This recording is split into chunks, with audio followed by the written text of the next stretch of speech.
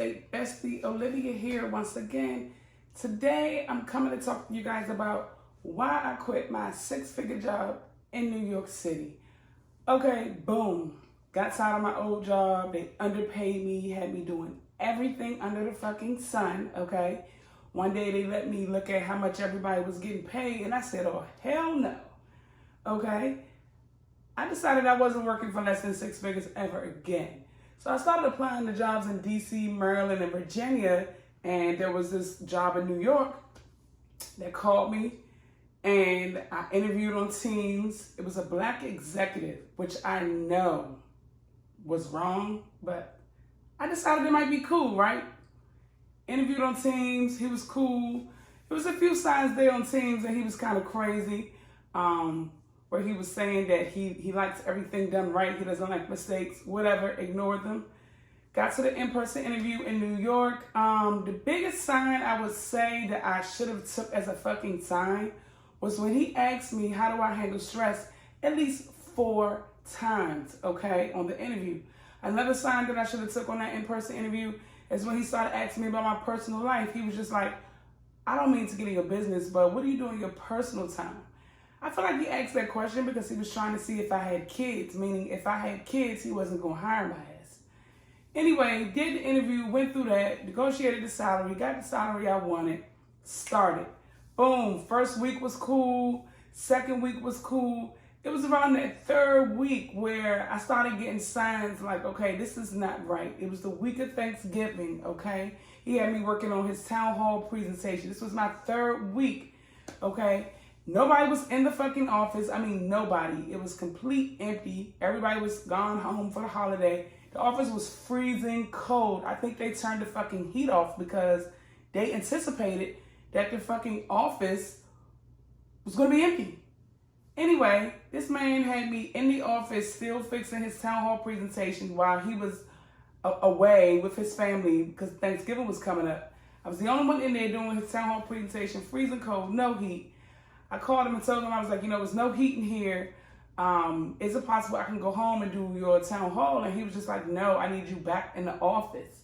I should have took that as a fucking sign right there, okay? I told him there was no heat, y'all, and he still had me doing his town hall in this cold ass office. Anyway, so I proceeded to finish his town hall or whatever like that. Missed my bus to go back to DC because he wanted me to stay in this cold ass office. So I stayed there, finished this town hall. So that was a sign, right? That was week 3. And I told myself, I was like, this ain't right. That man did not care that it was freezing. Y'all, it was so cold. My nose felt like a brick. I had to wear my coat. I had to wear my full-blown coat in there because there was no heat on. Anyway, Thanksgiving passed. That was the third week. I'm going to say maybe 2 weeks after that, it was into December, right? He had a few work trips. I was on the phone with this executive assistant, and I made the mistake of telling her that he calls me a lot at night, like 9, 10 o'clock at night. I should not have told her that. That was wrong. I told her, I'm going to say like 2 days later, this fucking chick calls HR, tells them that told them that my executive calls me at 9, 10 o'clock at night. HR calls him.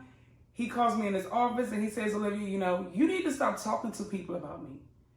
I was like, okay. And he was just like, you need to stop talking to people about me. And I was just like, okay.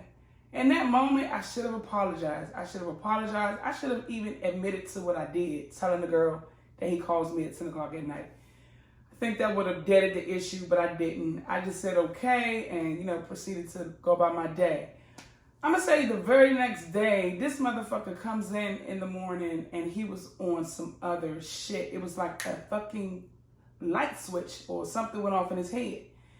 And he went to his desk and he was just like, Olivia, tea. And I'm like, what?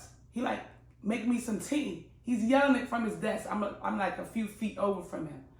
So I get up, I get his tea. This tea shit must have went on for like a week. It must have went on for like a week before I decided it was stressing me out so much, y'all. I had to even drink talking about it, okay? It was stressing me out so much, y'all. I know it's small, but it was stressing me out so much that I was willing to quit right then, but I was like, let me just talk to him about it. So I went to his office. I told him, I was like, I can do a lot of things for you, but I can't make you tea. It's really giving me slave, okay? It's really giving me slave.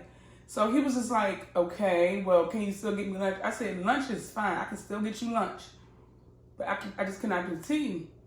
So then he agreed to the no tea thing. But I think ever since that day, the girl told HR, whatever, it's just been, he was on 10 since then. So then there was the tea thing. So then he started doing this thing where he let me come all the way to the office. I lived in New Jersey, 50-minute train ride, okay? He would let me come all the way in the office, and he would decide that he was working from home. And he must have did this shit at least 3 or 4 times before I was like, oh, hell no.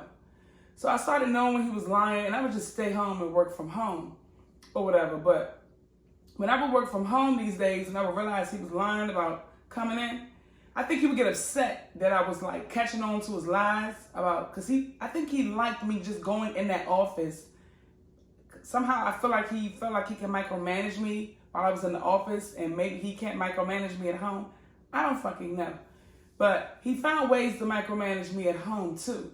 When I was at home, he would call me, of course, and I'm supposed to answer.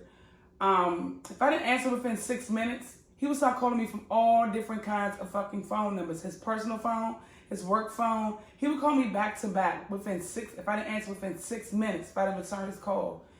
That shit would start going on. But what really made me get rid of this fucking job, y'all, was my birthday. If you don't know me, I love my birthday. My birthday is April the 6th, okay? I take it very seriously. I told him that my birthday was April 6th on the interview. I put in the ADP request to take off for my birthday, in which he approved. We talked about it numerous times. April 6th, he had a town hall, which was on my birthday. I agreed to come to work so that we could get it done. He told me I could leave after that, right? To get my conscience clear while I'm on my vacation. Did the town hall. This motherfucker wants to talk about meetings that he's having within the next 2-3 weeks after the town hall, but I'm like, that wasn't the deal. You told me that I could go home after the town hall. I was like, my boyfriend is downstairs. I gotta go. Anyway, he didn't like that. I left. Birthday happened or whatever. I'm not gonna lie, y'all. I drank so much Hennessy on my birthday that I had to call out the next day. I was supposed to come in that Thursday. I had to call out. Told him I was sick or whatever. I told him I could move his calendar, but I was sick. The Hennessy, it was too much, okay? Anyway, so I called out the day after my birthday. He didn't like that or whatever, because I did tell him that I would come in the day after my birthday. That Friday was the day that I had put in for my vacation to go to Napa fucking Valley, okay? Anyway, so it ended up being 2 days off. Called out Thursday, Friday, my vacation day. Vacation day comes, I get on the plane, I go to Napa. I'm not even all the way off the fucking plane yet. I'm on the gurney. This motherfucker is blowing up my phone like his ass is on fire, okay? Like his ass was on fire. Blowing my phone up. Anyway, so I finally answer the phone. I'm like, hello? He's like, hello, are you coming to work today? I'm like, no, you got an ADP request, right? Saying that I was off today. We talked about it on the interview. We talked about it weeks up to my birthday. You knew I'm not supposed to be here today. Anyway, he goes on to talk about all these fucking meetings. He just talking, right? Talking. So I listened or whatever, took a few notes, hung up the phone. Stayed in Napa the whole weekend. That Monday, I came back. I got right to work. We got back at 4 a.m. Monday morning, back to New Jersey, working from home. Got right back to work. Tried to call him that day. He didn't answer. I'm thinking he had a fucking attitude, whatever. He finally calls at 4:40, but I had fell asleep. I had just went to sleep, y'all, around maybe 4:15 or something. He called at 4:40. I fell asleep. Did not answer the phone or whatever. Did not return his phone call till the next day on Tuesday. Oh, he was on fire on Tuesday, okay.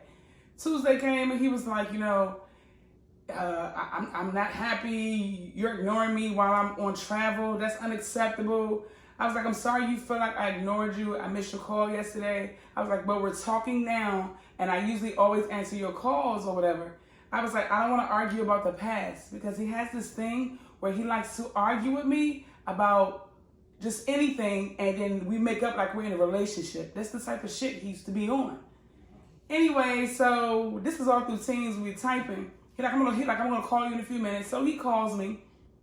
He started arguing about everything that happened and me calling out the day after my birthday, all the meetings that he had planned, and I didn't really want to talk to him I was on my vacation. While he was talking, I was just going through the motions. I was just like, So while he was talking, I was just like, you know what? He was like, what? I was like, I quit. And I was like, I quit. I'm gonna call HR and I'm gonna send the equipment back within an hour. I was like, you have a nice day. He was talking and he was still yapping about something while I was saying have a nice day. I just hung up the fucking phone, y'all. I just hung up the fucking phone on his ass. Like, so I quit the job over the phone while I was working from home. I feel like the biggest mistake I made was working for a man that was not married. He had no business. His kids didn't live with him. Only thing he had to focus on was me. Me all fucking day. I think that was my biggest mistake. Most men who have kids, they have things to do after work.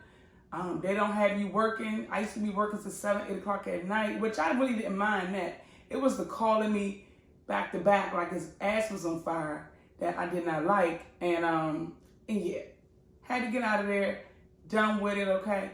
That's my story about why I quit my 6-figure paying job. I hope this encourages you guys. I hope this helps you guys with signs of a bad boss, okay? And I'm in the real estate business now, okay? Follow me at Your Real Estate Bestie Olivia. Have a good day.